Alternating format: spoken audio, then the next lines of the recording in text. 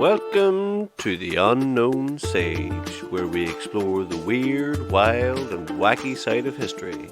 Today, we're taking a closer look at one of the most dramatic and controversial moments in British royal history, the abdication of King Edward VIII. Join us as we delve into the story of the man who gave up the throne for love. Edward VIII, born in 1894, was the eldest son of King George V and Queen Mary. He was the Prince of Wales and was next in line to the throne. He was known for his charm, his good looks and outgoing personality.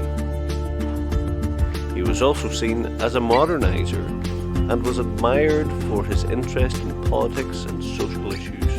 However, in 1936, everything changed when King Edward VIII met Wallis Simpson, an American divorcee. The two began a relationship, and Edward's infatuation with her grew stronger with each passing day.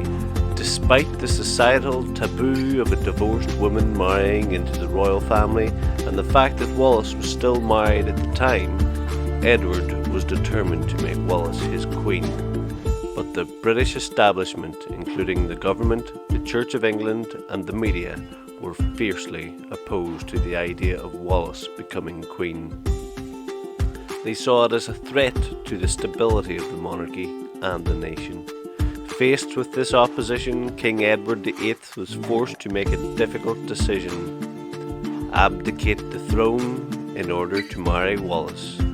On December 10th, 1936, King Edward VIII signed the instrument of abdication, officially giving up the throne. The abdication of King Edward VIII was a shock to the British public. Many were saddened by the loss of a popular king, and some were outraged by what they saw as a betrayal of duty. The abdication also sparked a constitutional crisis, as it was the first time in British history that a reigning monarch had voluntarily given up the throne. After the abdication, King Edward VIII and Wallis Simpson were married in a private ceremony in France. They were granted the titles of the Duke and Duchess of Windsor.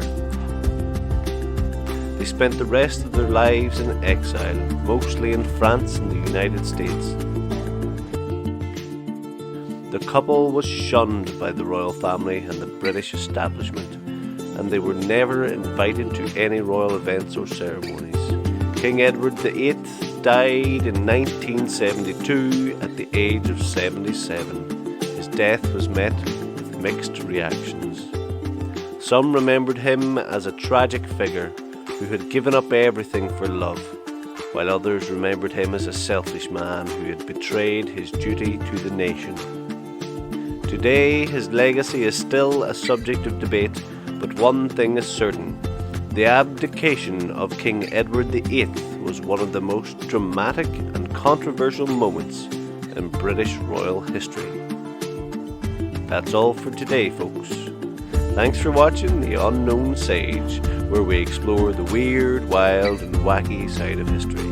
Don't forget to subscribe for more fun facts and hilarious stories.